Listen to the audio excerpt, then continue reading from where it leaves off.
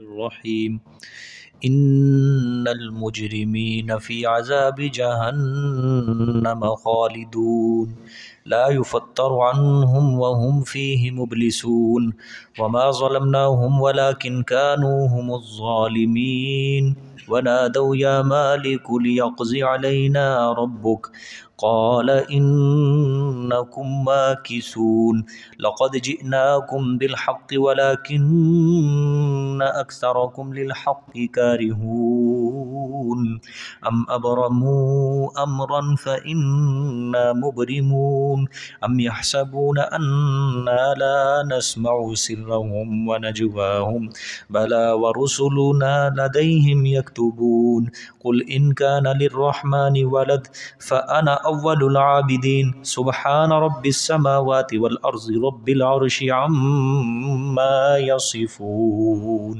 صدق الله العظيم.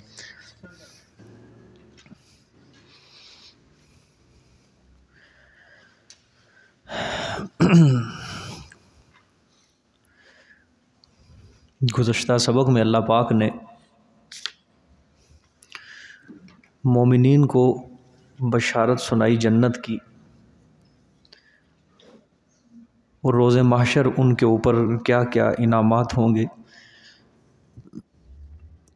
اللہ تعالیٰ نے فرمایا کہ قیامت والے دن جو میرے متقین اور ایمان والے بندے ہوں گے ان پر کسی قسم کا خوف نہیں ہوگا، نہ وہ غمگین ہوں گے۔ پھر فرمایا کہ جنت کے اندر ان کے لیے بے شمار انعامات ہوں گے، کھانے پینے کی چیزیں ہوں گی، سونے کے برتن ہوں گے، جس چیز کو بھی دیکھیں گے ان کی آنکھوں کو لذت پہنچے گی، اس کے اندر وہ ہمیشہ رہیں گے۔ اب جہاں سے آج کا سبق شروع ہو رہا ہے یہ مشرکین کے لیے تخویف اخروی ہے، کیونکہ پہلے مومنین کو بشارت تھی اور اب کافروں کے لیے اللہ پاک تخویف بیان فرمائیں گے۔ اللہ پاک نے فرمایا ان المجرمین فی عذاب جہنم خالدون، بے شک جرم کرنے والے بیچ عذاب کے ہوں گے جہنم کے، خالدون ہمیشہ رہنے والے۔ اللہ پاک نے فرمایا مشرکین جہنم کے عذاب میں ہمیشہ رہیں گے، جہنم کا عذاب نہ کبھی ختم ہوگا، اور پھر فرمایا لا یفتر عنہم وہم فیہ مبلسون، نہیں ہلکا کیا جائے گا ان سے عذاب۔ مبلسون لا یفتر عنہم، نہیں ہلکا کیا جائے گا ان سے عذاب، وہم فیہ مبلسون، اور وہ بیچ اس کے نا امید ہونے والے ہوں گے، اس جہنم میں نا امید ہونے والے ہوں گے۔ تین چیزیں اللہ نے بیان فرمائی ہیں، خالدون، لا یفترو، اور آگے مبلسون۔ فرمایا ایک تو جہنم کے اندر جائیں گے مجرمین خالدون، ہمیشہ کے لیے جائیں گے، ابدی دائمی طور پہ۔ پھر دوسری چیز بیان فرمائی لا یفترو،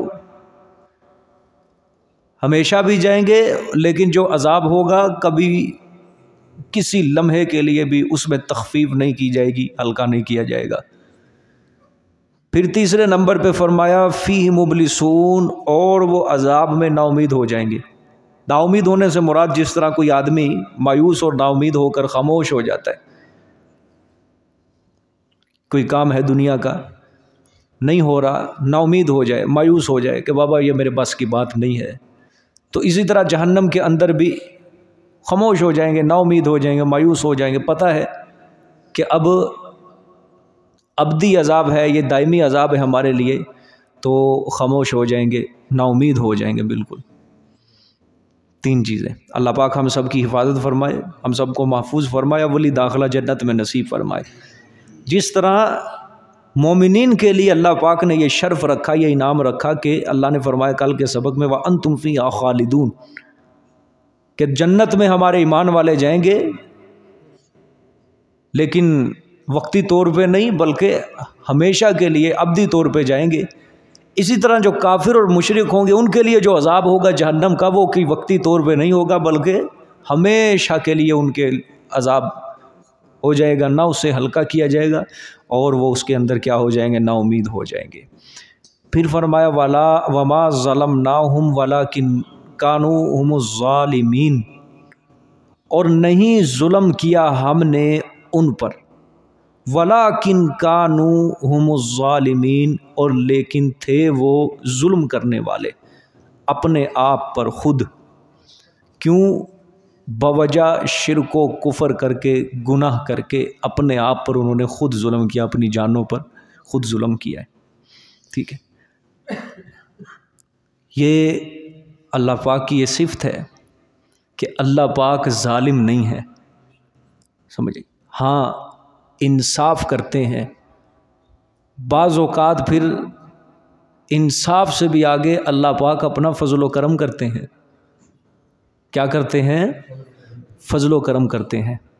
ٹھیک ہے، مثال کے طور پہ دنیا کے اندر دو بندے آپس کے اندر لڑ پڑے، میں ایک مثال کے ذریعے سمجھانے لگا ہوں۔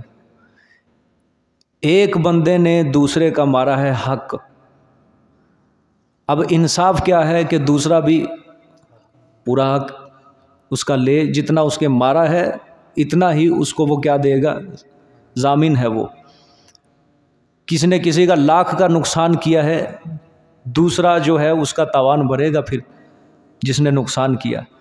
اب جس کا نقصان ہوا ہے اس کی طرف سے وہ انصاف نہیں چاہتا بلکہ وہ معاف کر دیتا ہے، یہ اس کے دل کے اندر رحم ہے۔ یہ انصاف سے بھی اگلی چیز ہے، کیا ہے؟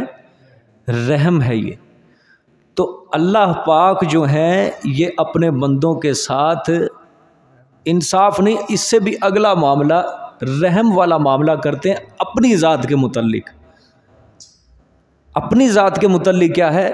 انصاف کا معاملہ۔ ہاں دو بندوں کا آپس میں اگر معاملہ ہو جائے، جھگڑا ہو جائے، وہاں پہ اللہ انصاف کرے گا، کیا کرے گا؟ لیکن اگر اپنے سے، وہاں اللہ پاک کیا کر رہے ہیں؟ فضل کر رہے ہیں، رحمت کر رہے ہیں۔ مثال کے طور پہ دیکھو بھائی، کافروں کے اوپر بھی اللہ پاک فضل کرتے ہیں۔ کس طرح؟ اللہ پاک نے انبیاء بھیجے، کتابیں بھیجی، ٹھیک ہے، انبیاء نے سمجھایا، لیکن قوم نے نہ مانا، تکذیب کی۔ اللہ پاک نے کچھ نہیں کہا، نہیں فوراً پکڑا۔ انصاف تو یہ تھا کہ وہ اللہ کی بات کو مان لیتے، اللہ پاک کی طرف سے انصاف یہ تھا کہ فوراً ان کو کیا کر دیتا اللہ، کیونکہ اللہ کی بات کو نہیں۔ لیکن اللہ پاک نے فضل کیا، رحم کیا، ان کو ڈھیل دی، معاف کر دیا، مہلت دی، چلو آئندہ کے لیے مان لیں گے، توبہ کر لیں گے۔ لیکن اللہ پاک کی ڈھیل بھی بہت زیادہ وسعت پکڑتی گئی۔ اخیر میں جب ان کی طرف سے اگلا قدم اٹھا، جب انہوں نے پیغمبروں کی تکذیب سے حد سے تجاوز کر دیا، حق کو نہ ماننے کی وجہ سے حد سے تجاوز کر دیا، پیغمبروں کو قتل کرنے پر جب وہ تل آئے، پھر اللہ پاک نے ان کو کیا کیا ہے؟ پکڑا ہے۔ یہ فرمایا وما ظلمناہم، ہم نے تو ظلم نہیں کیا، ہم نے ظلم، اللہ پاک کی طرف سے تو رحمت ہو رہی تھی ان کے اوپر۔ دیکھو پیغمبر آ گیا کسی قوم میں، تھوڑی رحمت ہے اللہ کی کہ اس کو وہ جنت کا رستہ دکھانے کے لیے آیا ہے، اللہ تک پہنچنے کا رستہ دکھانے کے لیے آیا ہے۔ کتاب آ گئی، آسمانی غذا اس کے لیے آ گئی، روح کی غذا اس کے لیے آ گئی، تھوڑا رحم ہے۔ اس کے بعد پھر نہ مانا تو اللہ نے معاف کر دیا، یہ اللہ پاک نے رحم کیا۔ پھر ڈھیل دی، یہ اللہ پاک نے کتنا رحم کیا۔ لیکن قوموں نے نہیں مانا، اللہ پاک نے ان کو پھر پکڑا آخر۔ ولیکن کانوا ھم الظالمین، اللہ نے فرمایا خود وہ اپنی جانوں پر ظلم کرنے والے تھے، ہم نے ظلم نہیں کیا ہے۔ ٹھیک ہے، اس لیے آج ہمارے پاس قرآن پاک ہے، شریعت ہے، مکمل دین ہے ہمارے پاس۔ محمد صلی اللہ علیہ وآلہ وسلم آئے، اپنی تعلیمات کے ذریعے لوگوں کو ایک اچھا رستہ دکھا کے گئے۔ اب وہ صحبت در صحبت ہم تک وہ علم پہنچا، قرآن پہنچا، آپ صلی اللہ علیہ وسلم کی حدیث پہنچی۔ اگر ہم نہیں پڑھیں گے، اس کے اوپر نہیں عمل کریں گے، تو اپنی جانوں پر ہم کیا کر رہے ہیں؟ یہ ظلم کر رہے ہیں نا، اپنی جانوں پر ہم خود ظلم کر رہے ہیں۔ اگر کوئی انسان نماز نہیں پڑھتا، اگر کوئی انسان دین کے احکامات پر عمل نہیں کرتا، شریعت پر نہیں چلتا صحیح طریقے سے تو اپنے جان پر خود ظلم کر رہا ہے، کسی کا کیا بگاڑ رہا ہے؟ تو جب اللہ پاک کی طرف سے پکڑ آ گئی تو اللہ پاک کی طرف سے وہ ظلم نہیں ہوگا کبھی بھی، وہ اللہ پاک کی طرف سے ظلم نہیں ہوگا۔ تو اللہ پاک نے فرمایا وَمَا ظَلَمْنَاهُمْ وَلَٰكِنْ كَانُوا هُمُ الظَّالِمِينَ، نہیں ہم نے ظلم کیا ان پر، وَلَٰكِنْ كَانُوا، اور نہیں تھے وہ، اور لیکن تھے وہ، ہم الظالمین، خود ہی ظلم کرنے والے۔ پھر فرمایا اللہ پاک نے وَنَادَوْا يَا مَالِكُ لِيَقْضِ عَلَيْنَا رَبُّكَ، اور بلائیں گے، جہنمیوں کا ذکر ہے، وہی پکاریں گے وہ جہنمی، یا مالکو، اے مالک، لیقضی علینا ربک، چاہیے کہ فیصلہ کر دے اوپر ہمارے رب تیرا۔ یہ داروغہ جہنم کو کہیں گے، جو دربان جہنم کے اوپر اللہ پاک مقرر کرے گا نا عذاب کے فرشتے، یہ ان کو کہیں گے جہنمی۔ وَنَادَوْا یا مالکو، پکاریں گے اے مالک، لیقضی، چاہیے کہ پورا کر دے، فیصلہ کر دے، علینا، اوپر ہمارے رب تیرا۔ کیا مطلب کس چیز کا فیصلہ؟ وہ کہیں گے کہ تیرے رب کو چاہیے کہ ہمیں موت دے دے بس، ٹھیک ہے، تیرے رب کو چاہیے کہ ہمیں موت دے دے۔ ہر طرف سے جب نا امید ہو جاتا ہے انسان، دیکھو دنیا میں بھی مصیبتیں، پریشانیاں، مشکلات جب اس کے اوپر آتی ہیں، جب وہ مایوس ہوتا ہے تو کیا کہتا ہے؟ یہی کہتا ہے نا، یہ تو چنگا میں ماری جاواں، ٹھیک ہے۔ دنیا کے اندر تو اس کے پاس ایک حربہ بھی ہوتا ہے، خودکشی کر لیتا ہے، ٹھیک ہے، لیکن جہنم کے اندر تو وہ موت کو بھی ترس جائیں گے، خازن جہنم سے التجا کریں گے کہ اللہ کی بارگاہ میں یار تو درخواست کر، کیا پتہ اللہ تیری مان لے کہ وہ موت سے ہمارا خاتمہ کر دے، یہ عذاب ہم سے برداشت نہیں ہو رہا ہے، تاکہ ہم اس عذاب اور اس مصیبت سے کیا ہو جائیں، بچ جائیں، ٹھیک ہے۔ تو داروغہ جہنم جواب دے گا قال انکم ماکثون، وہ کہے گا کہ بے شک تم رہنے والے ہو، یعنی ہمیشہ کے لیے تم یہیں ٹھہرو گے، اس سے اب نکلنا نہیں ہے، اس سے اب نجات تمہاری بالکل نہیں ہے، ٹھیک ہے، کیونکہ موت ایک بار آ جانی ہے، اس کے بعد موت نہیں ہے، ٹھیک ہے، اس کے بعد اب موت نہیں ہے۔ ایک موت سے ہم گزر کے آ چکے ہیں کہ ہم دنیا میں آنے سے پہلے نہیں تھے، وہ بھی مردہ، اللہ قرآن میں کہتے وَكُنْتُمْ أَمْوَاتًا، تم مردہ تھے، پھر ہم نے تم کو زندگی دی، اب یہ زندگی چل رہی ہے، پھر اللہ پاک اب دے گا موت۔ اب موت بھی ایک ہی ہے ہمارے پاس، اور زندگی جو دوبارہ ملنی ہے وہ بھی ایک بار ملنی ہے، ٹھیک ہے۔ اب جو موت ملنی ہے وہ بھی ایک بار ہوگی، اور جو زندگی ملنی ہے وہ بھی ایک بار ہوگی، بس وہ اخیر انجام ہوگا۔ اب وہ موت اور حیات دونوں کا جو تعلق ہے ہماری اس زندگی کے ساتھ ہے۔ اب جو موت آنی ہے، جو اس موت کے بعد زندگی ملنی ہے، ان دونوں کا تعلق، ان دونوں کی بہتری کا تعلق جو ہے وہ ہماری اس زندگی کے ساتھ ہے۔ اگر اس زندگی کے اندر ہم نے اپنے آپ کو نہ سنبھالا، اپنے آپ کو کھڑا نہ کیا، دین کے مطابق ہم نہ چلے، اللہ رسول کے احکامات کے مطابق اپنی زندگی کو بسر نہ کیا، تو ہماری وہ موت بھی تباہ و برباد ہوگی، بری آئے گی، اور جو موت کے بعد دوبارہ زندگی ملے گی وہ بھی کیا ہوگی؟ بربادی والی، ناکامی والی زندگی ہوگی۔ لیکن وہ جو اب موت آنی ہے، اس کے بعد زندگی ملنی ہے، موت اور حیات جو دوبارہ اللہ دے گا، اگر ہم اس کو اچھا بنانا چاہتے ہیں تو اس کتاب کے مطابق ہمیں اپنی حیات کو لانا پڑے گا، زندگی کو گزارنا پڑے گا۔ ایک نسخہ کیمیا ہے، ایک مکمل نصاب زندگی ہے، ایک ضابطہ حیات ہے قرآن پاک، ایک اللہ پاک کی طرف سے رحمت کا ذریعہ ہے کہ ہم اس کتاب کو پڑھ کے اللہ پاک کی رضا کو حاصل کر سکتے ہیں۔ تو وہ اگر موت اور حیات کو ہم اچھا بنانا چاہتے ہیں تو اس زندگی کے اندر، کہتے ہیں دنیا آخرت کی کیا ہے؟ کھیتی ہے۔ اس کھیتی کے اندر ہم اچھا بولیں، اچھا کس طرح بوئیں گے؟ قرآن پاک کے ذریعے سنت رسول صلی اللہ علیہ وسلم کے اوپر عمل پیرا ہو کے ہم اپنی موت اور حیات کو اچھا بنا سکتے ہیں. ٹھیک ہے. قرآن پاک میں کیا آتا ہے کہ موت کا فرشتہ جب آئے گا نا، اچھا انسان جو ہوگا، نیک انسان ہوگا، اس کی روح قبض کرنے کے لیے وہ موت کا فرشتہ اس کو خود تسلی دے گا، تو گھبرا نہ، تو کامیاب ہو چکا ہے، تجھے غم کرنے کی، تجھے خوف کرنے کی کوئی ضرورت نہیں ہے. یعنی موت کے وقت ہی وہ موت والا جو فرشتہ روح قبض کرنے کے لیے آتا ہے اس کو کیا دے رہا ہے؟ تسلیاں دے رہا ہے کہ بابا تیری یہ پہلی سیڑھی جو ہے یہی کامیاب ہو چکی ہے، اب اگلی سیڑھیاں جتنی بھی ہیں وہ تیری ساری کیا ہو جائیں گی؟ کامیاب ہیں. ٹھیک ہے. لیکن جو بد روح ہوتی ہے اس کو وہ عذاب کا فرشتہ کہتا ہے کہ بابا تجھے غم زدہ ہونے کی ضرورت ہے، تو نے اپنی ساری زندگی کو کیا کیا ہے؟ خراب کیا ہے. اللہ نے تجھے عمر دی ہے، اللہ نے تجھے زندگی دی، لمبی زندگی دی، لیکن ساری تو نے برباد کر ڈالی ہے، ساری تو نے غفلت کے اندر تو نے گزاری ہے. اب تیرے لیے کوئی خوشخبری نہیں ہے بلکہ تیرے لیے ڈراوا ہی ڈراوا رکھا ہے اللہ. پہلی سیڑھی جب انسان ناکام ہو جائے گا تو آخری ساری سیڑھیاں کیا ہو جائیں گی؟ ناکام ہو جائیں گی. اللہ پاک ہم سب کو محفوظ فرمائے. اس لیے کہ اللہ سے دعا کیا کرو، یا اللہ ایمان ہمارا خاتمے کے ساتھ فرمانا. یہ بہت بڑی دعا ہے.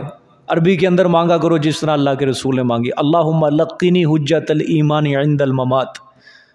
اللہم لقنی حجت الایمانی، پڑھ لو سارے، اللہم لقنی حجت الایمانی عند الممات. اے اللہ ہمیں موت کے وقت ہمیں کلمے کی، ایمان کی تلقین یا اللہ پاک کر دینا.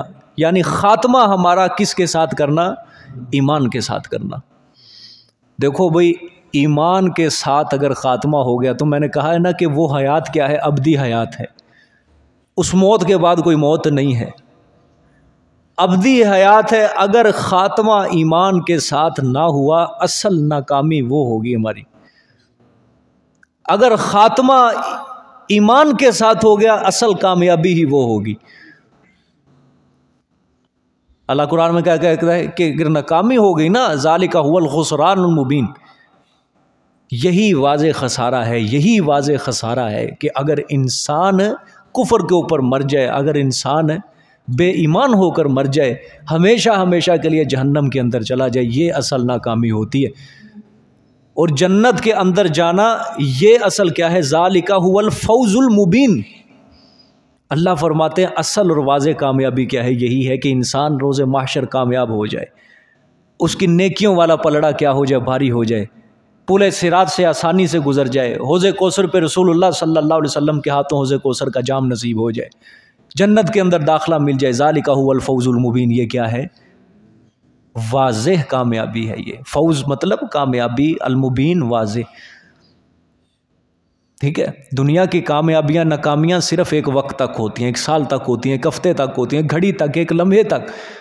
لیکن وہ کامیابی ناکامی جو ہے وہ ایک لمحے کے لیے نہیں، وہ سال کے لیے نہیں، 2 سال کے لیے نہیں ہے، وہ ابدی دائمی کامیابی اور ناکامی ہوگی. اور یہ اس وقت ہمارے ہاتھ کے اندر ہے، ہمارے اختیار میں ہے کہ ہم اس زندگی کو ناکام بنانا چاہتے ہیں، کامیاب بنانا چاہتے ہیں. یہ اب ہمارے اختیار کے اندر اللہ نے دیا ہوا ہے. اللہ پاک ہم سب کو اس جہان کے اندر کامیابی عطا فرمائے. تو داروغہ جہنم کیا کہے گا؟ قال انکم ماکثون. یہیں پہ ٹھہرو گے، یہیں پہ مرو گے، سڑو گے، گلو گے. حدیث شریف کے اندر آتا ہے اللہ پاک دن قیامت کے موت کو ایک مینڈے کی شکل دے گا. موت کو مینڈے کی شکل دے کے موت کو اس کو کیا دے دے گا؟ موت دے دے گا. چل، موت کا سلسلہ ہی کیا ہو جائے گا؟ ختم ہو جائے گا. موت کو ایک مینڈے کی شکل، جانور کی شکل میں دے کے اللہ پاک اس کو ہی موت دے دے گا. یعنی موت ہی نہیں آئے گی کسی کو. ایک اس کو جسمانی وجود دے کے اس کو ختم کر دے گا. کسی جہنمی کے اوپر موت نہیں آئے گی، ادھر سے کسی جنتی کے اوپر موت نہیں آئے گی. ان کے لیے بھی، جنتیوں کے لیے بھی اللہ کی طرف سے یہی حکم ہے، خالدین، ہمیشہ رہنے والے. جہنمیوں کے لیے بھی کیا حکم ہوگا؟ خالدین، ہمیشہ رہنے والے. ٹھیک ہے. اب فرمایا آگے لَقَدْ جِئْنَاكُمْ بِالْحَقِّ وَلَكِنَّ أَكْثَرَكُمْ لِلْحَقِّ كَارِهُونَ. اب اللہ پاک قربان جاؤں اس قرآن کے ربط کے اوپر تخویف اخروی اللہ پاک نے بیان فرما دی، سورت کا آخر ہے، اختتامی منظوموں اللہ پاک شروع کرنے لگے ہیں۔ اب ہے التفات بسوئے اہل مکہ، اب اہل مکہ کی طرف دوبارہ اللہ پاک نے توجہ فرمائی، اب ان کو مخاطب کیا جا رہا ہے۔ فرمایا لقد جئناکم بالحق، البتہ تحقیق لے آئے ہم تمہارے پاس حق،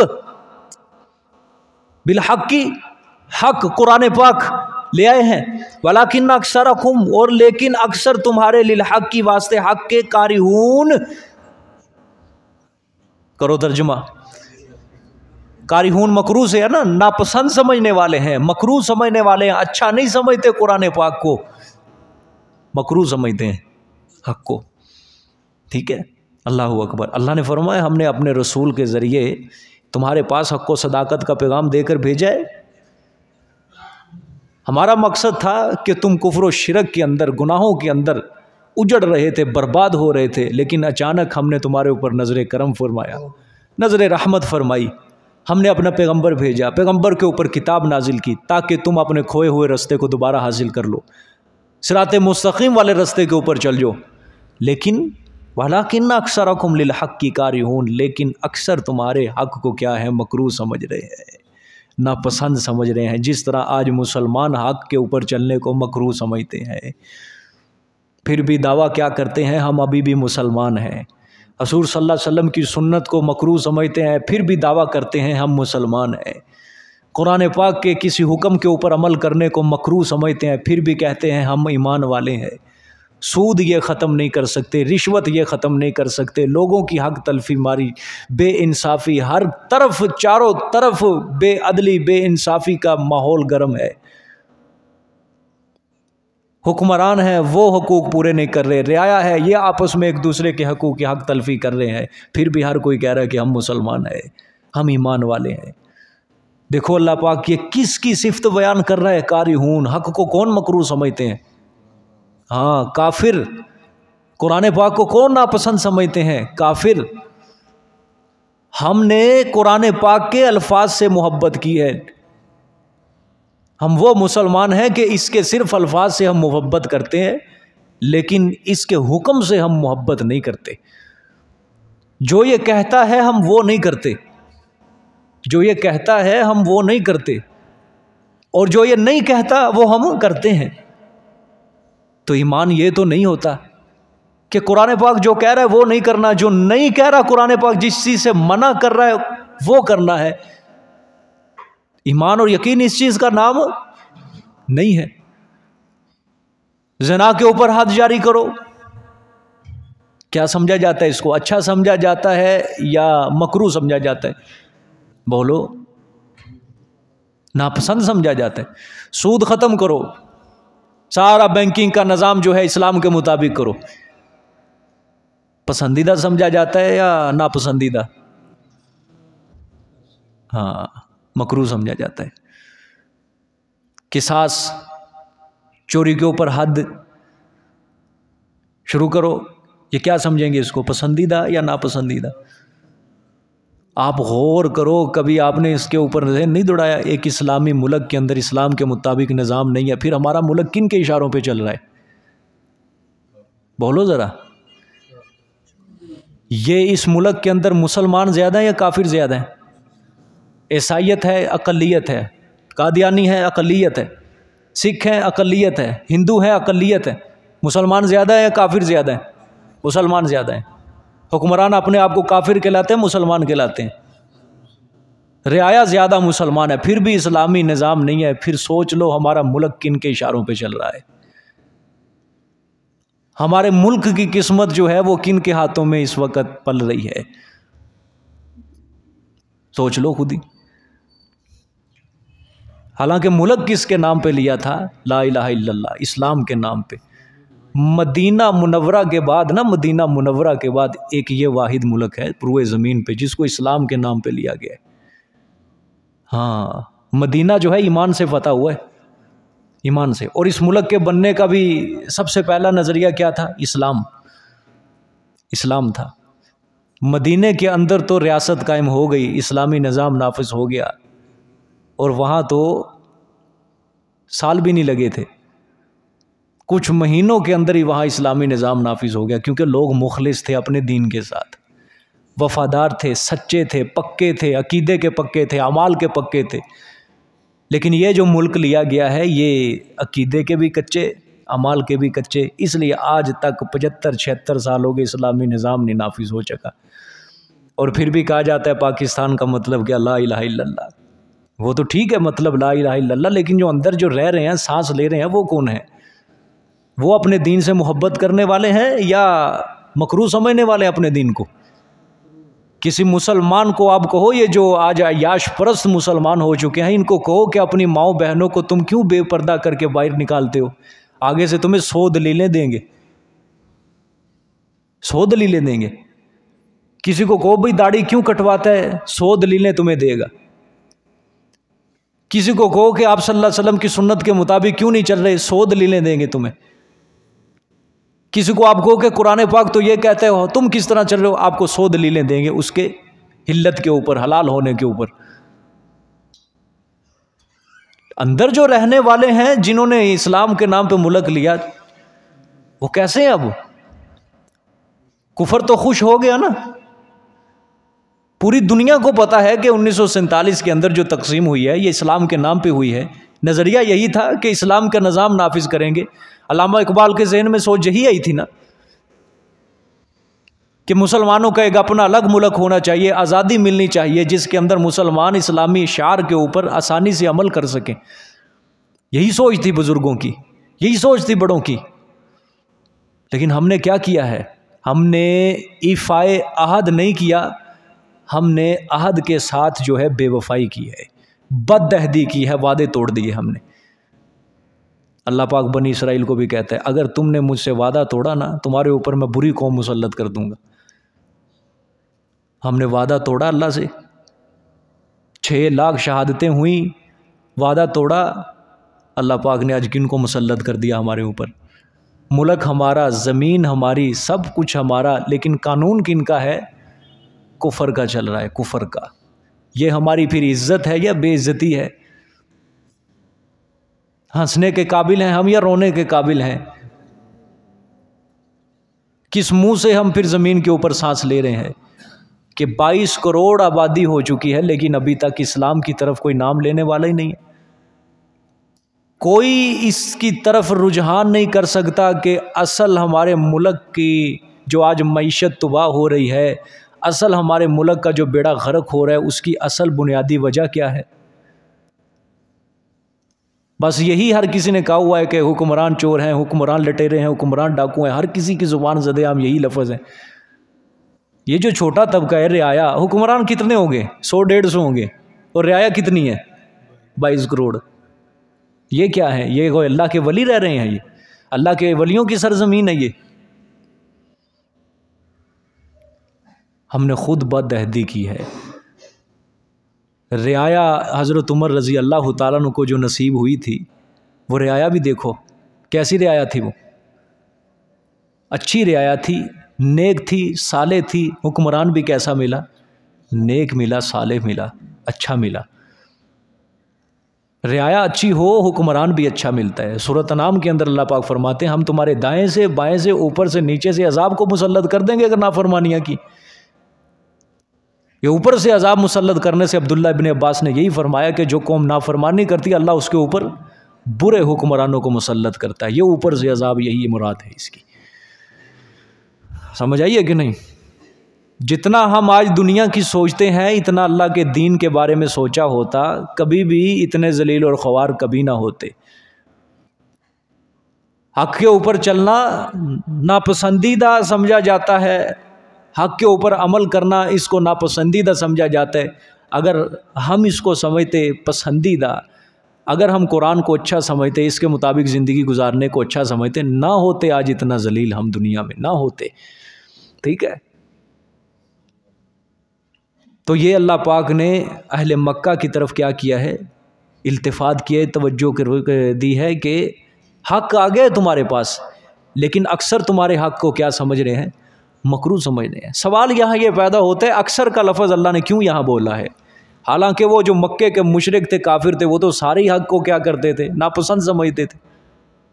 تو اس کا مطلب ان میں سے اچھے حق کو اچھا بھی سمجھتے تھے تھوڑے بہت، حالانکہ مشرک جو تھے وہ سب کے سب کیا تھے؟ حق کو برا سمجھتے تھے. اللہ نے اکثر کا لفظ کیوں بولا؟ 3 جواب ہیں اس کے. پہلا جواب عبداللہ ابن عباس رضی اللہ تعالیٰ عنہما نے فرمایا کہ یہاں اکثر جو ہے کل کے معنی میں ہے.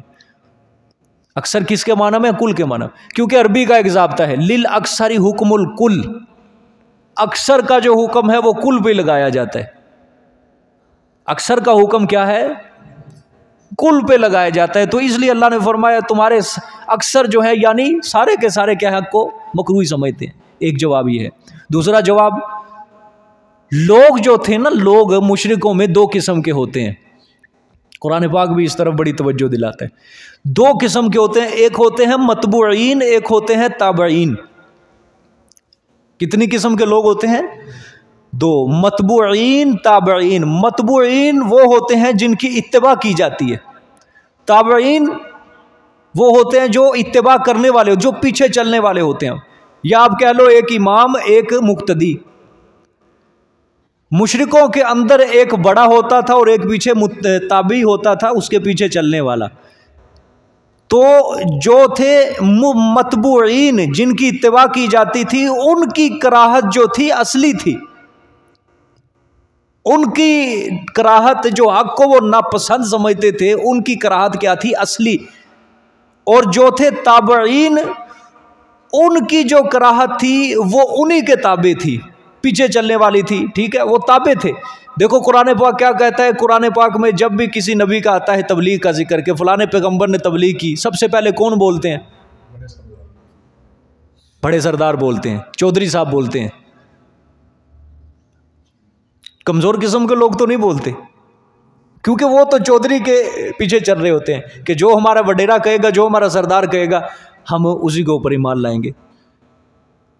ٹھیک ہے، تو جو ہوتے ہیں بڑے سردار، ان کی کراہت کیا ہے؟ اصلی. اور جو ہوتے ہیں چھوٹے لوگ تابعین، ان کی جو کراہت ہوتی ہے وہ ان کے پیچھے ہوتی ہے، ان کے تابع.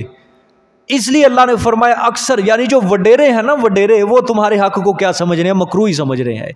ٹھیک ہے، تابعین کی جو کراہت تھی وہ تبعاً تھی، یعنی پیچھے چل رہے تھے ان کے. تیسرا جواب اس کا یہ ہے کہ اکثر اس لیے بولا کہ بہت سارے لوگوں کو مستقبل کے اندر ایمان نصیب ہونا تھا. اکثر کہ کچھ لوگوں کو مستقبل کے اندر کیا ہونا تھا؟ ایمان نصیب ہونا تھا. اس وجہ سے اللہ پاک نے اکثر کا لفظ بولا ہے، کل کا لفظ بولا ہی نہیں.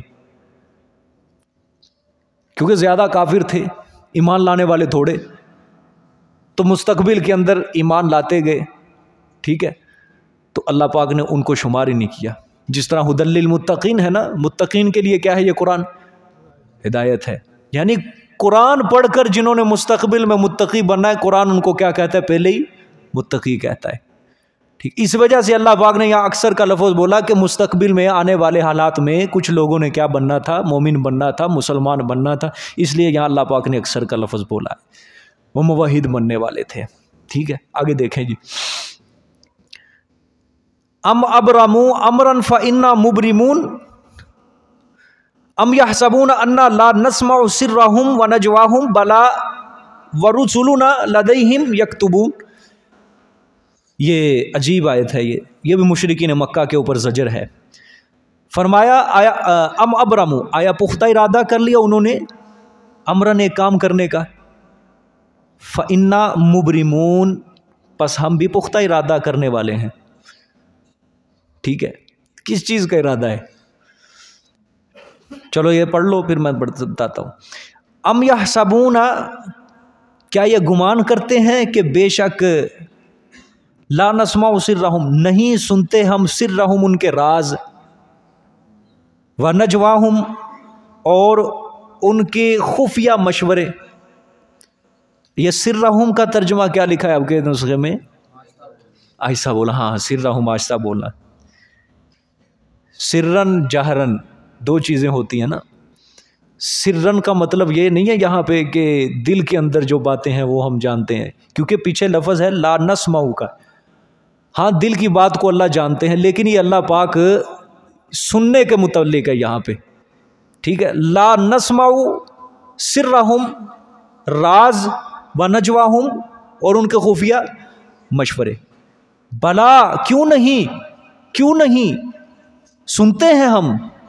ورسولنا لدیہم، اور ہمارے قاصد ان کے ہاں یکتبون لکھ رہے ہیں. ٹھیک ہے. زجر ہے. اللہ نے فرمایا کہ مشرکین مکہ ایک کام کا پختہ فیصلہ کر چکے ہیں. فیصلہ کس چیز کا؟ حضور صلی اللہ علیہ وسلم کو ایذا دینے کا، قید کرنے کا، قتل کرنے کا. الیاذ باللہ طرح طرح کی سازشیں ہو رہی تھی نا مکہ میں. اس چیز کا فیصلہ کر چکے ہیں. اسلام کو مٹانے کا منصوبہ بنا چکے ہیں. اسلام کے جو دعوے دار ہیں آج مخلص ہیں، ان کو ختم کرنے کا یہ کیا پکا منصوبہ بنا چکے ہیں. اللہ فرماتے ہیں لیکن فَإِنَّا مُبْرِمُونَ، ہم ان کے تمام منصوبوں کو خاک میں ملانے کی تدبیر کر رہے ہیں. ٹھیک ہے. یہ تدبیر کیا کر رہے ہیں؟ اسلام کو مٹانے کی. ہم تدبیر کر رہے ہیں اسلام کو غالب کرنے کی. یہ تدبیر کر رہے ہیں اسلام کو خاک میں ملانے کی، ہم تدبیر کر رہے ہیں ان کی تدبیر کو خاک میں ملانے کی. ٹھیک ہے. یہ مطلب ہے پختہ ارادہ کرنا. ٹھیک ہے. ابرامو آیا، انہوں نے پختہ ارادہ کر لیا امرن ایک کام کا، یعنی رسول اللہ صلی اللہ علیہ وسلم کو ایذا دینے کا، قتل کا، قید کا، یا اسلام کو ختم کرنے کا. اللہ نے فرمایا فَإِنَّا مُبْرِمُونَ، پس بے شک ہم نے بھی کیا کر لیا؟ پختہ ارادہ کر لیا. اللہ نے فرمایا ہم پیغمبر صلی اللہ علیہ وسلم کو ان کے ناپاک ہاتھوں سے محفوظ رکھیں گے. ہم دین اسلام کو تمام دینوں کے اوپر، تمام مذاہب کے اوپر ہم غالب کر دیں گے. اور بھی یہی نہیں، اللہ پاک نے یہ وعدہ اپنا پورا فرمایا. کیا کیا ہے؟ وعدہ پورا فرمایا. پھر اللہ نے فرمایا ام یحسبون انا لا نسمع سرہم، آیا وہ سوچتے ہیں، یہ خیال کرتے ہیں کہ ہم ان کے راز نہیں سنتے. سرہم نجواہم دونوں میں فرق ہے جی. سرہم کہتے ہیں دو آدمی جو ایک دوسرے کو اپنا راز بتا رہے ہوتے ہیں، اس کو کہتے ہیں سر. ٹھیک ہے. اور نجواہم کہتے ہیں مشورہ، یعنی جو ایک مجلس شورا لگی ہوتی ہے، 5-6 بندے جو مل کر آپس میں آہستہ آہستہ بات کرتے ہیں، اس کو کہتے ہیں خفیہ مشورہ، سرگوشی. ٹھیک ہے. تو اللہ پاک فرما رہے ہیں کہ یہ کیا گمان کرتے ہیں کہ اللہ نہیں سن رہا. حالانکہ قرآن پاک میں کیا آتا ہے؟ جب 2 آدمی بات کرتے ہیں اور تیسرا کون ہوتا ہے؟ اللہ ہوتا ہے. 3 آدمی بات کرتے ہیں، چوتھا کون ہوتا ہے؟ 4 آدمی کرتے ہیں تو 5واں کون ہوتا ہے؟ اللہ ہوتا ہے. سن رہا ہے اللہ پاک. ٹھیک ہے. اللہ پاک نے فرمایا بالا کیوں نہیں، ہم بھی سنتے ہیں، ہم بھی سنتے ہیں. پھر فرمایا وَرُسُلُنَا، اور ہمارے جو قاصد ہیں نا، قاصد کون؟ کرامن کاتبین، وہ بھی ان کے ہاں لکھ رہے ہیں. دونوں کام ہو رہے ہیں. ایک تو اللہ جانتا ہے، اور یکتبون دوسرا کام فرشتے لکھ رہے ہیں. لکھنا اسی لیے ہے کہ کل قیامت والے دن مکر نہ جائیں. ان کے سامنے جب لکھی ہوئی کرتوت ان کے سامنے آئے گی نا، پھر یہ کہیں گے اوئے ہوئے چھوٹی سے چھوٹی بات بھی لکھی گئی. آتا ہے قرآن پاک میں، نہ کوئی چھوٹی چھوڑی نہ کوئی بڑی چھوڑی، ہر چیز اس نے کہاں لکھ دی ہے؟ رجسٹر کے اندر لکھ دی ہے. انسان پریشان ہو جائے گا دیکھ کے. ٹھیک ہے. اللہ پاک ہمیں اچھے کام کرنے کی توفیق عطا فرمائے، ہماری تنہائی کو بھی اپنی فرما برداری کے تحت بنائے، اور خلوت جلوت دونوں چیزوں کو، سفر و حضر دونوں چیزوں کو اپنی فرما برداری کے مطابق گزارنے کی توفیق عطا فرمائے. تو اللہ فرما رہے ہیں بالکل یہ خیال نہ کریں. ٹھیک ہے. ہم ان کے رازوں کو بھی سن رہے ہیں، ہم ان کی سرگوشیاں، مشورے جو خفیہ اسلام کے خلاف، پیغمبر کے خلاف ہو رہے ہیں، ہم کیا کر رہے ہیں؟ سن رہے ہیں. ٹھیک ہے. ہجرت کی رات آپ صلی اللہ علیہ وآلہ وسلم کو 100 تلواریں قتل کرنے کی غرض سے نیام سے باہر نکلتی ہیں. الیاذ باللہ. اللہ پاک کی طرف سے ہجرت کا حکم آ جاتا ہے. ٹھیک ہے. چمکتی تلواریں آپ کے گھر کے سامنے ہیں، دروازے پہ کھڑے ہیں. ختم کر دیں گے آج، یہ ختم ہو گیا، اسلام ہی ختم ہو جائے گا. آپ صلی اللہ علیہ وسلم نے حضرت علی کو ایمانتیں واپس کی کہ جو جو مانتے ہیں ہمارے پاس وہ واپس کر دینا، تو بھی بعد میں آ جانا ہجرت کر کے. خود حضور صلی اللہ علیہ وسلم باہر نکلے، رات کا وقت ہے. 100 تلواریں. آپ ذرا غور کرو. حضور صلی اللہ علیہ وسلم نے یہ آیت پڑھی وَجَعَلْنَا مِن بَيْنِ أَيْدِيهِمْ سَدًّا وَمِنْ خَلْفِهِمْ سَدًّا فَهُمْ لَا يُبْصِرُونَ. اللہ نے فرمایا ہم نے ان کے آگے بھی دیوار کر دی، پیچھے بھی دیوار کر دی، فہم لا دیکھ ہی نہیں سکتے تھے، سمجھ ہی نہیں سکتے، سن ہی نہیں، کیا ہو رہا ہے سامنے کوئی پتہ نہیں ہے، دیکھ ہی نہیں سکتے. اور ہم نے اپنے پیغمبر کو 100 چمکتی تلواروں کے نیچے سے محفوظ کر کے ہم نے مدینہ پہنچا دیا. ایک خراش بھی نہیں آئی، ایک چوٹ بھی نہیں آئی، ذرہ برابر کوئی نقصان نہیں ہوا. اور سیدھا کس کے گھر گئے؟ صدیق اکبر کے گھر گئے. اور یہ بھی اللہ کی طرف سے ہی حکم تھا کہ میرے پیغمبر رفیق سفر اپنے ساتھ رکھنا ہے نا تو ابو بکر کو رکھنا،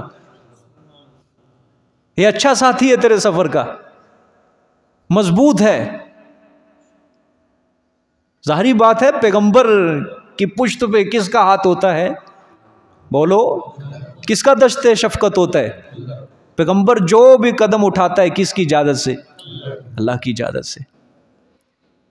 تو یہ جو پیغمبر سیدھا ابو بکر صدیق ہے، ظاہری بات ہے ہجرت ہے، کوئی عام سفر نہیں ہے، ہجرت کرنی ہے. اور ظاہری بات ہے کسی کو رفیق اسی کو بنانا ہے جو سب سے زیادہ مضبوط ہوگا، دلیر ہوگا، بہادر ہوگا.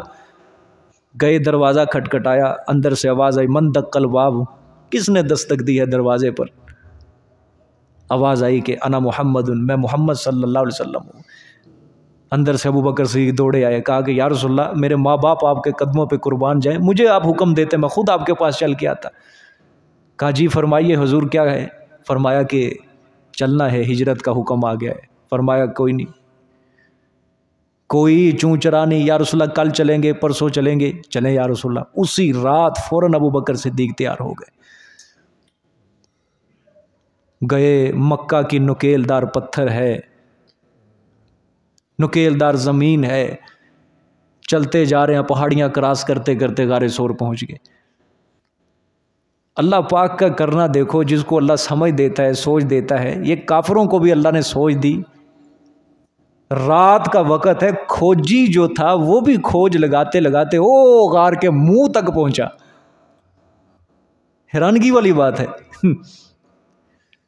اب تو رستے بن گئے ہیں، بڑے آسان کام ہو گیا، لیکن اس وقت کا ذرا حساب لگاؤ جب رستے ہی نہیں بنے تھے، پہاڑ ہی پہاڑ ہیں، پتھر ہی پتھر ہیں. وہ جو کھوجی ہے، کھوج لگا رہا ہے، وہ بھی وہ سیدھا غار تک، حالانکہ 3-4 کلومیٹر کا سفر ہے پیدل، وہ بھی ساتھ پہنچ گیا، راتوں رات منہ پر پہنچ گئے،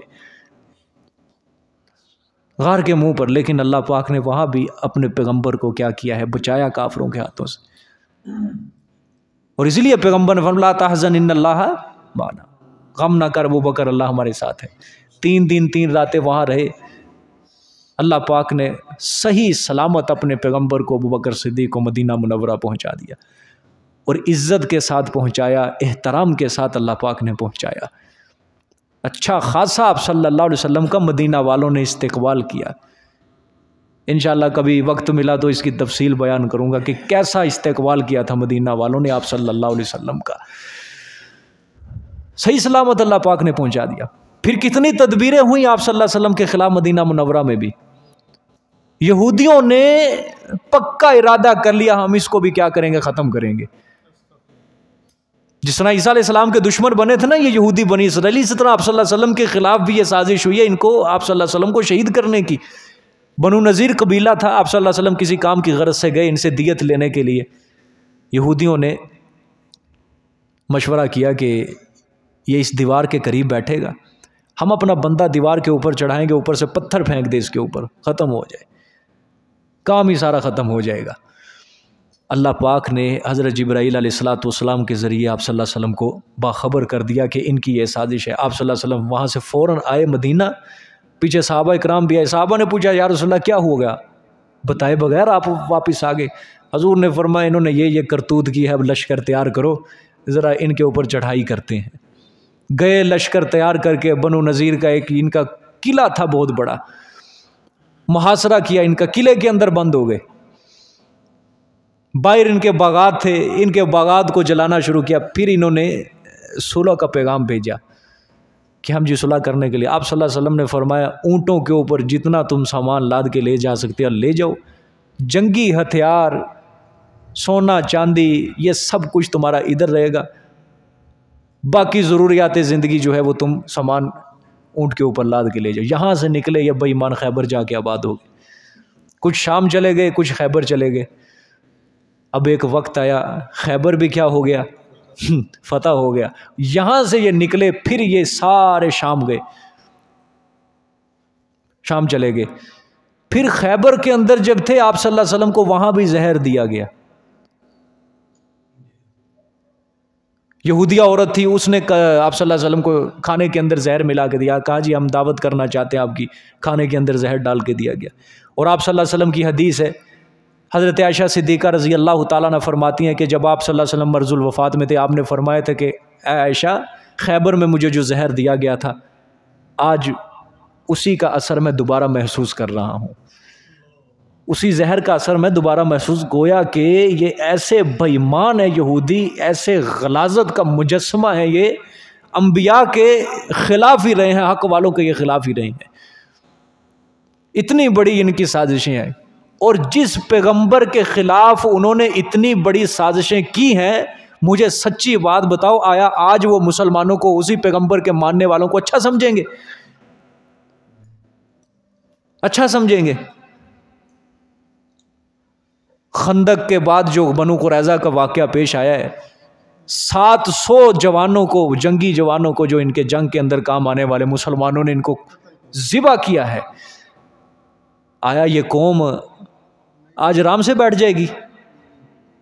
خیبر پورا ان سے ضبط کر لیا گیا.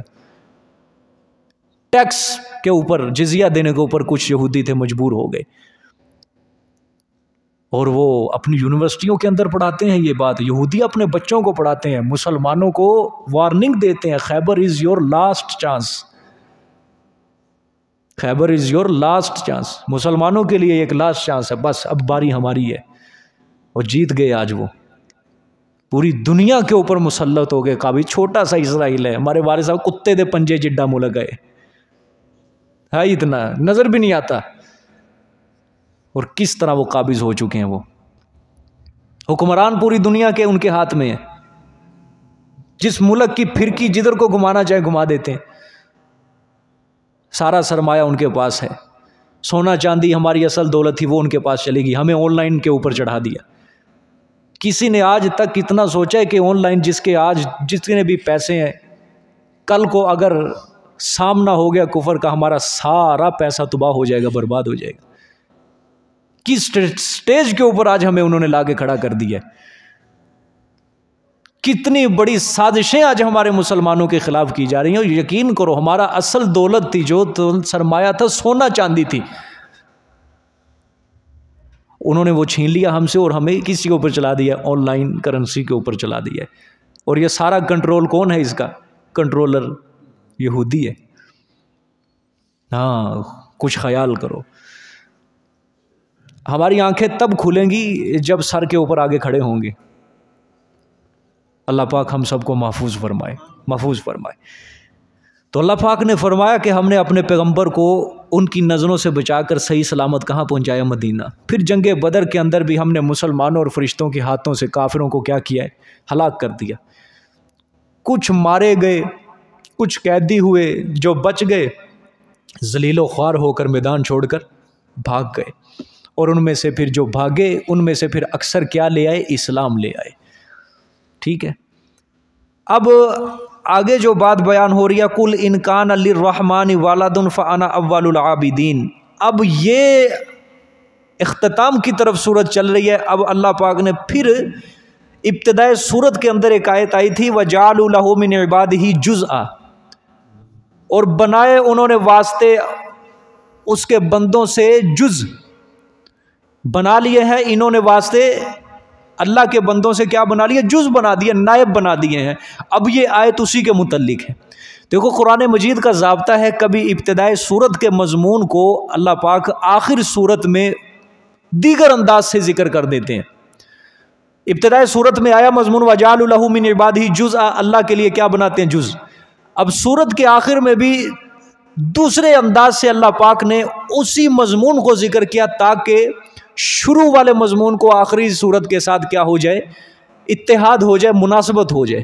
قاعدہ ہے قرآن پاک, آپ دیکھ لیں, جو مرضی صورت پڑھ لیں, جو مضمون شروع میں ہوگا آخر میں وہی مضمون مصنف ہے نا، کتاب لکھتا ہے جب شروع میں جو مضمون بیان کرتا ہے پھر سارے دلائل دیتا ہے، اس کے بعد دلائل دینے کے بعد پھر آخر میں پھر وہ اپنے دعوے کی طرف آتے ہیں کہ میں یہ بات بیان کرنا چاہتا تھا.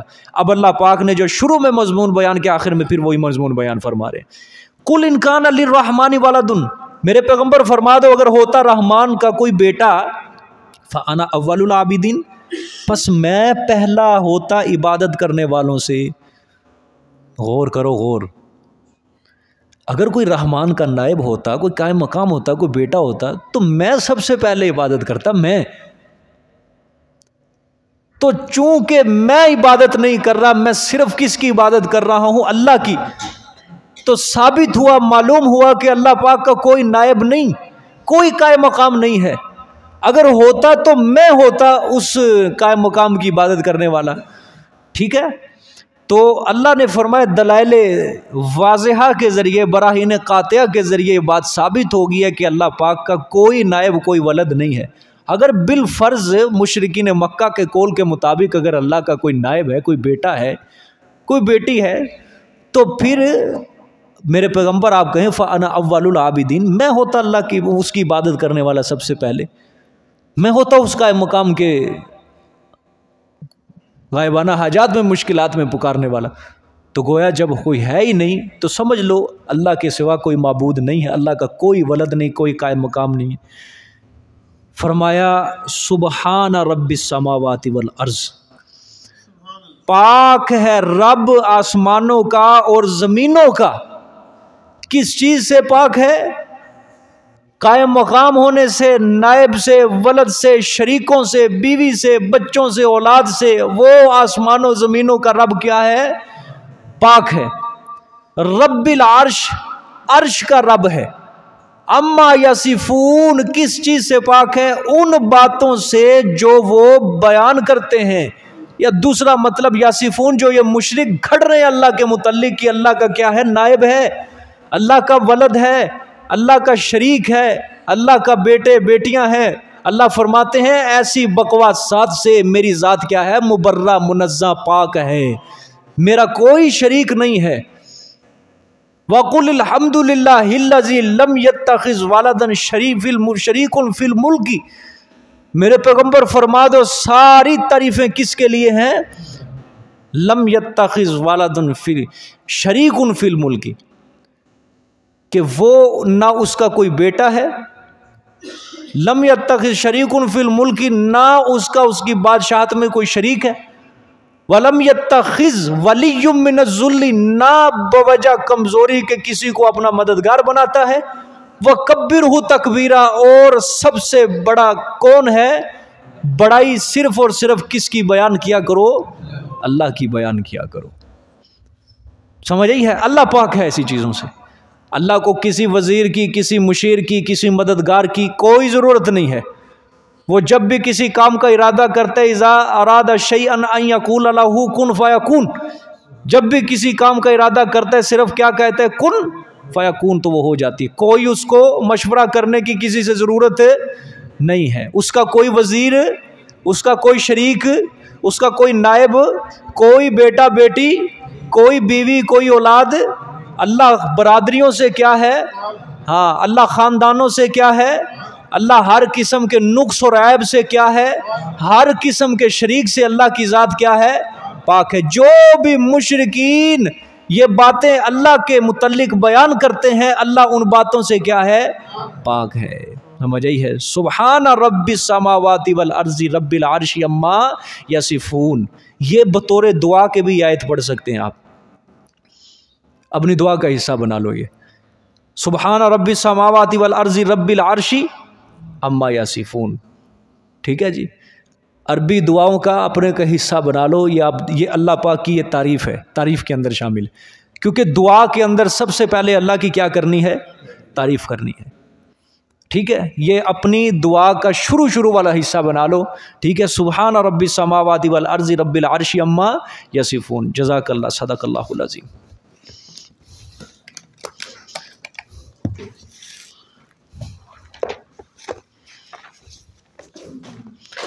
حاجی اشرف صاحب، رشید احمد صاحب، غلام محمد صاحب.